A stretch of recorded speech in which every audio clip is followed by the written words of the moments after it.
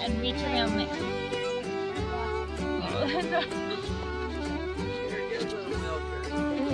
Good job, Anna Pan. Not even 3 years old. Anna Pan. Fancy smile.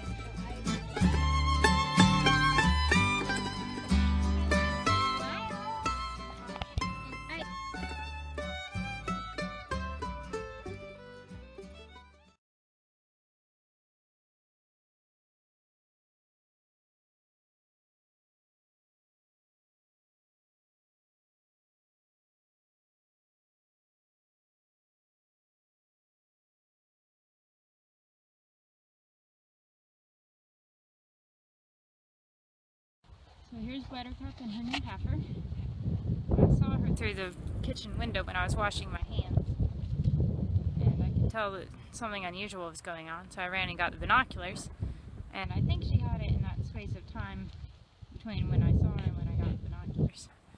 So now she's doing a good job. I'm keeping my distance because she seemed a little nervous. I want her to clean it up real well.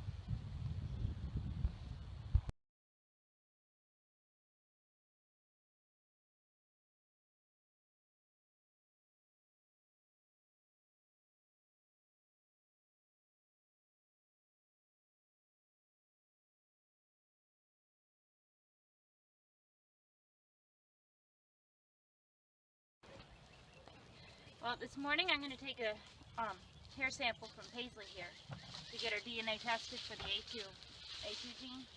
Her sire is A2, but her mother is A1, which means that she has a 50% chance of being either. So to take a hair sample, you need about 20 to 30 hairs, and the easiest way to do this is just to hold the calf until you can separate some of the hairs. Oh goodness, baby. And you want to try to keep the swatch clean if possible. Buttercup, get out of the way, girl. So, sometimes it's necessary to clean their tail.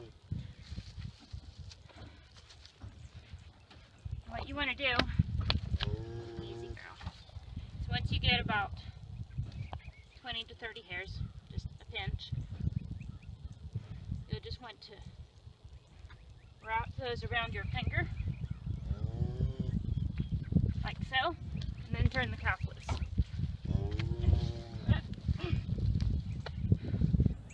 And voila, you get the hairs. Now that's not enough though, so I'm going to have to repeat the process, which is kind of annoying. Sometimes that's just what happens when you try to pick it from a very young calf. She's only a day old. It's okay, baby. Come here. Gotta steal a few more hairs. Okay, little girl. Matter of fact, I think I'm gonna just lay her down.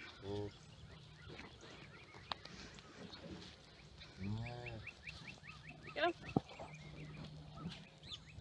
So, I'll just... Buttercup, move. She's okay. I'll just wrap the hairs around my finger. You don't want to get too many, because that would be more painful for the calf. I'm just trying to get a good hold here. They're so short that it's pretty hard.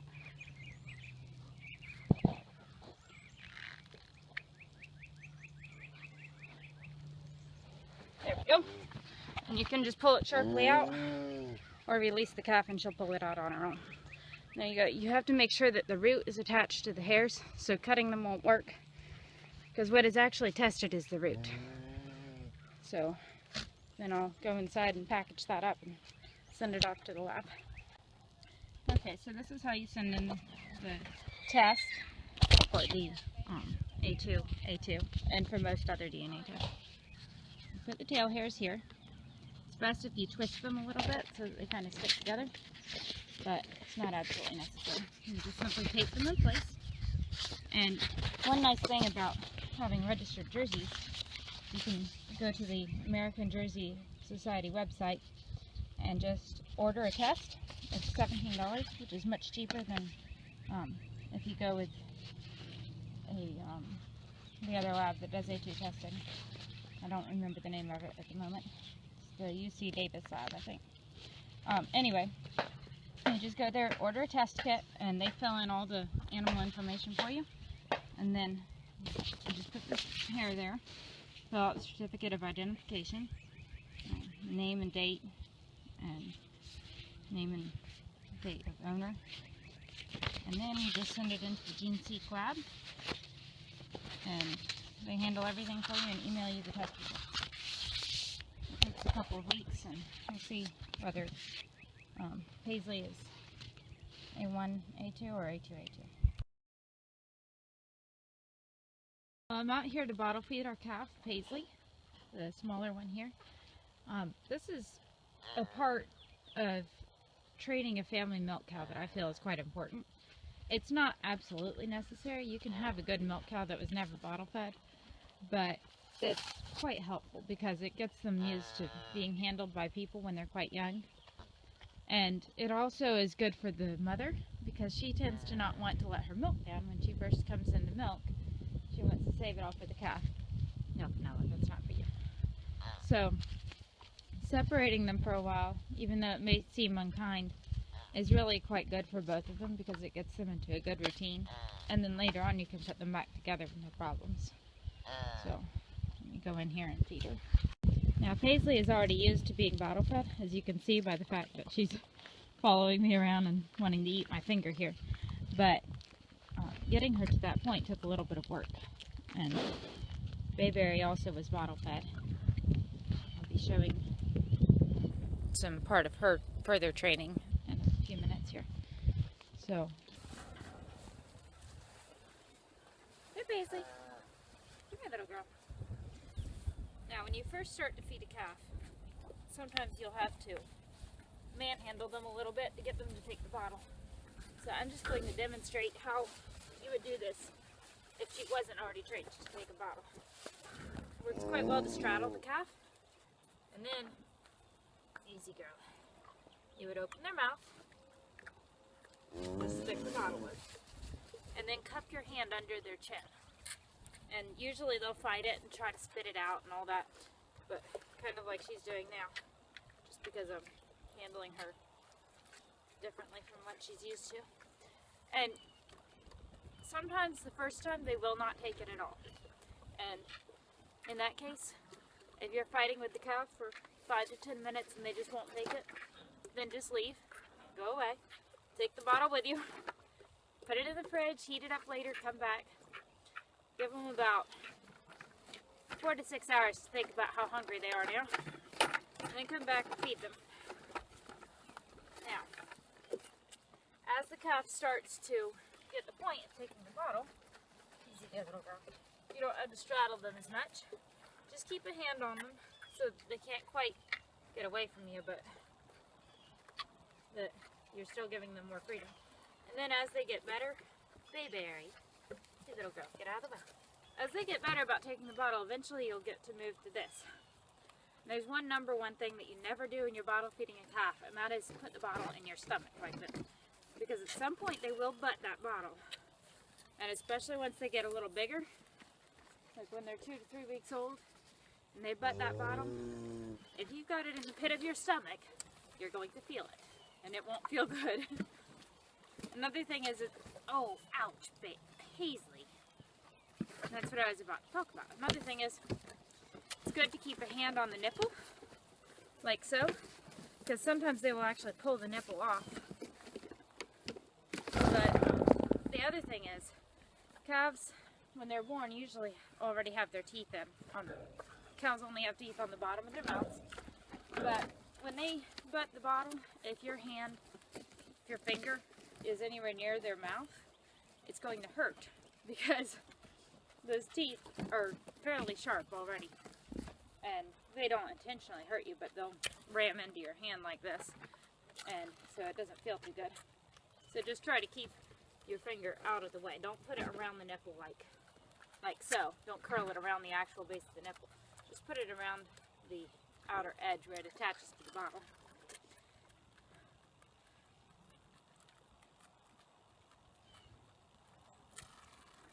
And if the calf is too big and strong and the butting of the bottle becomes a real problem, you can always prop it against a fence like so.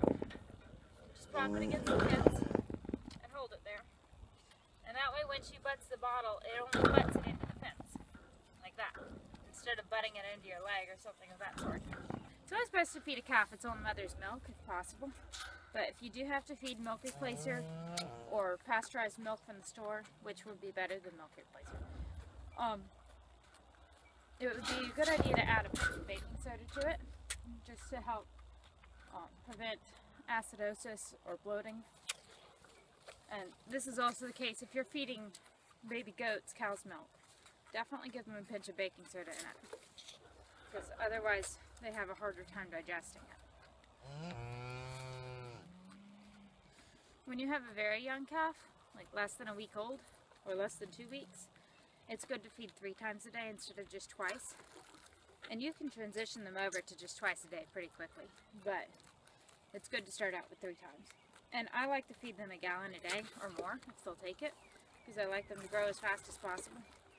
But if you really need the milk, they could probably do with 3 quarts, but definitely don't go under that. And it's by far the best if you can feed them at least a gallon a day. That'll help them grow quickly and strong, help them get all the nutrition they need. And this time when you're bottle feeding is also a good time to start handling the calf like this. Just rub her all over. You can see she's a little uncomfortable with that. She actually left the bottle over it, but she'll get used to it. It's okay. It's okay, little girl. Cows usually like to be scratched on their neck here, so you can start that. You can even, something I like to do with my cows, you can even start handling their legs and udder area. It's okay, little girl. And at first they'll usually react quite a bit, but hey Paisley. But after a little while, they'll figure out that it's really no good to keep reacting. Come on, Paisley. Come on, little girl. It's okay. There. See, as soon as she stopped reacting, I took my hand away. I want her to get the point that she can't get away from me. She's not stronger than me. But that I'm not going to intentionally keep making her uncomfortable. Now we'll try again. See how she reacts. Good, much better. Now I just kept my hand out a little longer, did kind of this rubbing kind of motion on her teats. Okay, baby girl. It's all right. Good girl, Paisley. That's the first time she's been handled in that way, at least. Something else that's good is to pick up all their feet. It's okay, baby. There you go. This is her first time for this as well. Sometimes they'll react and kick a lot, particularly with their hind feet. Come here, Paisley.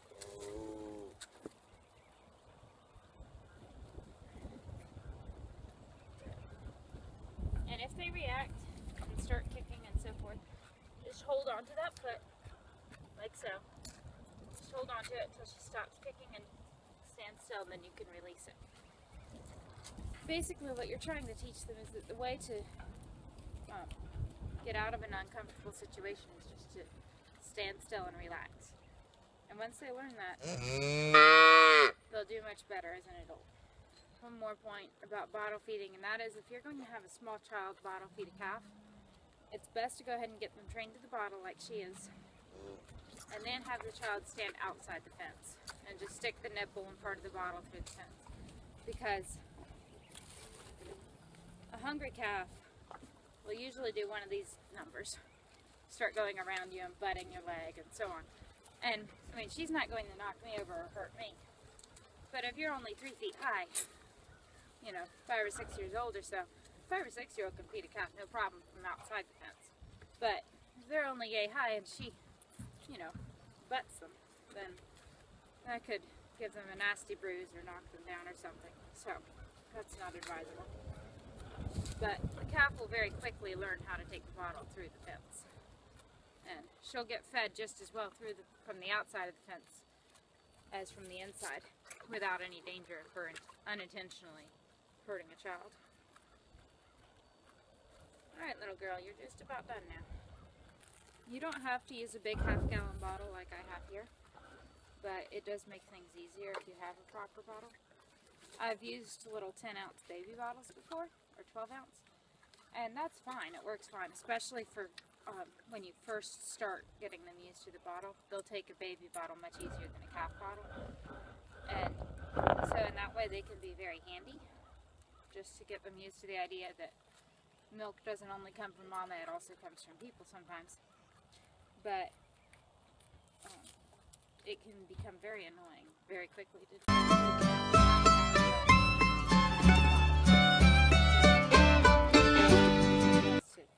a half-gallon bottle like this. She's just about done now. You'll know the calf is done when you start hearing her suck air through the nipple. That's quite a distinctive sound.